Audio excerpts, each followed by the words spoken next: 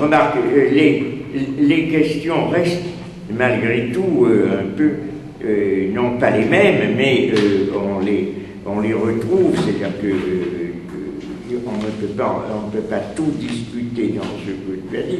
Il faudrait peut-être, je laisserai la parole d'ailleurs à ceux qui t'ont entendu.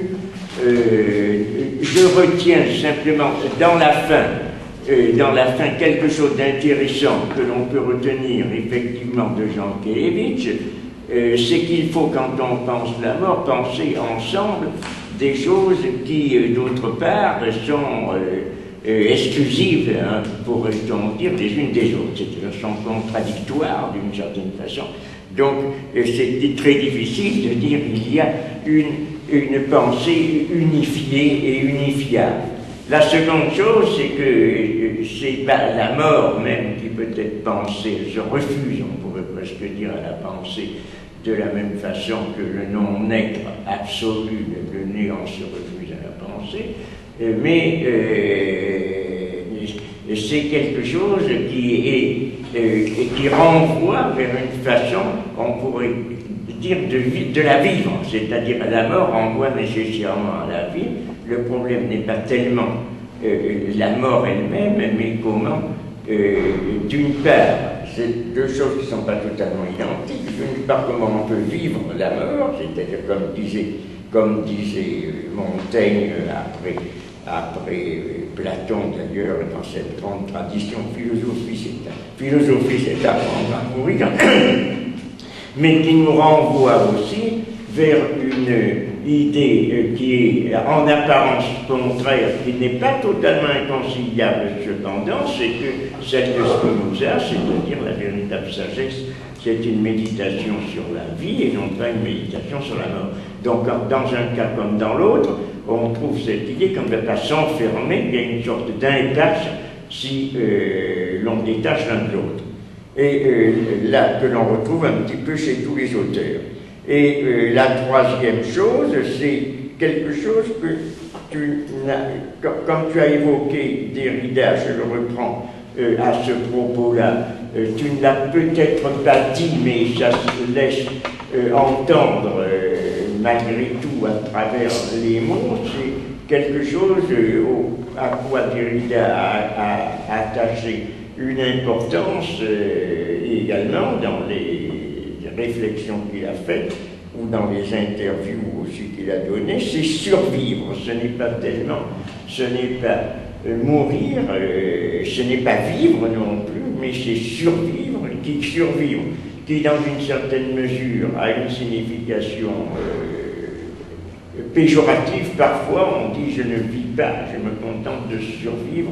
Et il y avait en mai 68 d'ailleurs une réflexion qui avait eu beaucoup de popularité. On disait dans la société moderne nous nous contentons de survivre et ce que nous voulons vivre et non pas survivre.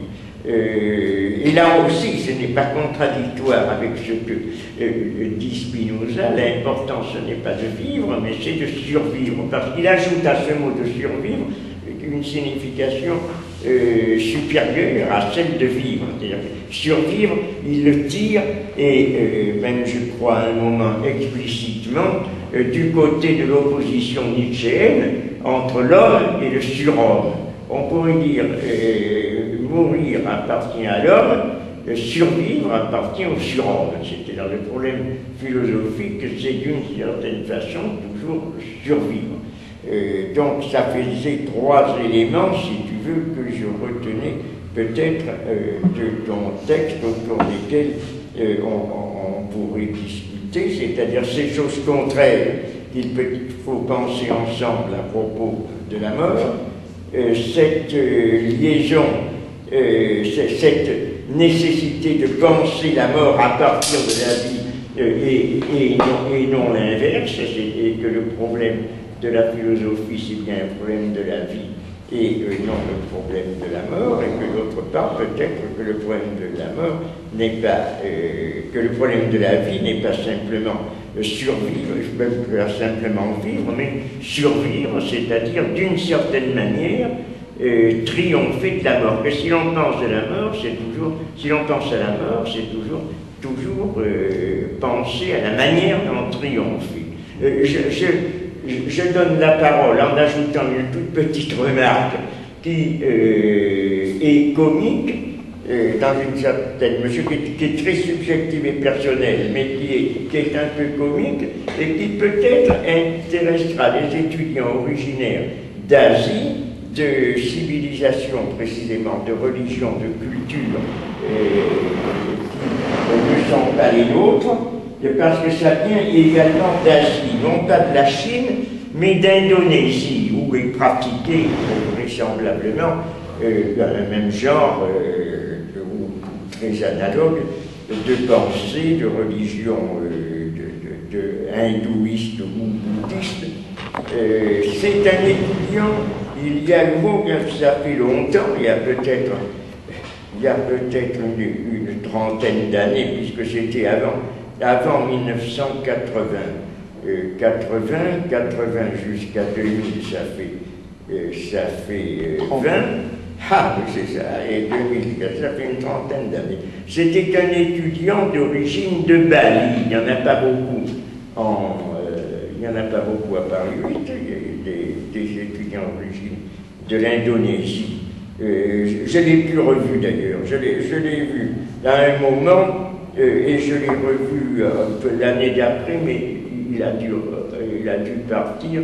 Il m'avait sollicité, je ne sais pas à cette époque je m'occupais dans le département des équivalences, des inscriptions, de sorte que je l'avais favorisé son inscription à la fac, et comme il était très gentil, en dépit de mes protestations, il m'avait dit qu'il me rapporterait quelque chose de Bali, parce qu'il m'avait montré des photos de défilés, de grandes mascarades, de choses avec des feux d'artifice, un peu comme on fait d'ailleurs en Chine.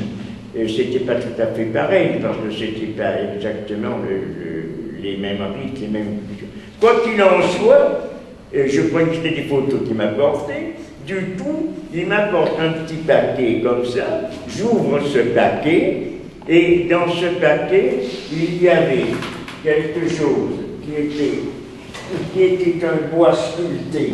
C'était un bois sculpté. Ah, c'est difficile. Attends, je me permets de mettre ça. Je l'ai encore d'ailleurs, un bois sculpté d'ébène. Attendez, comme une sorte d'accent circonflexe. Là, il y avait une tête de dragon lançant des flammes, et là, il y avait, je l'ai écrit, bon, monsieur René, c'est ça, René Chirel. Et je lui ai dit, j'ai dit, c'est très curieux et très beau, mais vous ne savez pas à quoi ça ressemble. Je lui ai dit, ça ressemble tout à fait à de ces petites stèles que l'on met sur les tombes. Je ne suis pas encore mort, et vous êtes en train de me donner mon épitaphe. Épitaphe, ça veut dire inscription funéraire. Mais malgré tout, comme c'était joli, c'était lettres dorées, exactement comme on voit sur les tombes. Il m'a dit, non, du tout, mais ça se fait, on offre ça aux gens. J'ai dit, bien, c'est très curieux, je n'ai pas poussé plus loin la conversation. Mais ensuite, j'ai lu, alors je vous demande, peut-être c'est aux Chinois, si je peux m'exprimer ainsi, est-ce qu'il n'y a pas quelque chose qui fait qu'on offre des objets funéraires, qu'on offre, on offre des choses comme ça, comme des épitaphes. J'avais vu dans Le Monde un article qui disait même que du vivant des gens, on leur offrait leur... Ou en Indonésie. Vous n'êtes pas allé en Indonésie. En Indonésie, c'est l'île de Bali. Vous n'avez pas compris d'où il était originaire, de l'île de Bali. En Indonésie, à côté de Sumatra, de Bornéo, vous n'avez jamais entendu parler du fait que l'on offre des objets funéraires. C'est peut-être pas funéraire, mais c'est quelque chose qui ressemble à un objet funéraire. C'est curieux. Est-ce que vous avez vu des choses comme ça? Oui. Non.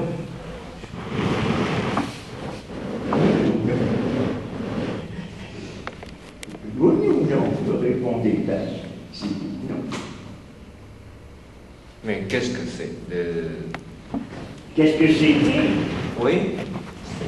Ça, ça c'est en bois, en ébène. En bois d'ébène. Un bois dur, lourd, c'est lourd. Très lourd, avec dessus, il y a une tête, ça, au milieu, il y a une sorte de tête de dragon, qui est comme ça, qui lance des flammes, un dragon avec comme ça, et là on voit que la tête de face, et là il y a des feuillages, il y a l'inscription comme ça. Je l'aurais apporté si j'avais su, pour vous le montrer. Mais enfin, ça maintient en vie puisque ça fait 30 ans. Si vous, de toute façon, c'était pour faire la transition et relier avec ce que tu as dit. Il y a effectivement beaucoup, et je crois qu'elles sont majoritaires, d'ailleurs encore dans le monde, qu'il y a beaucoup de cultures, disons dans le sens très général, on ne peut parler.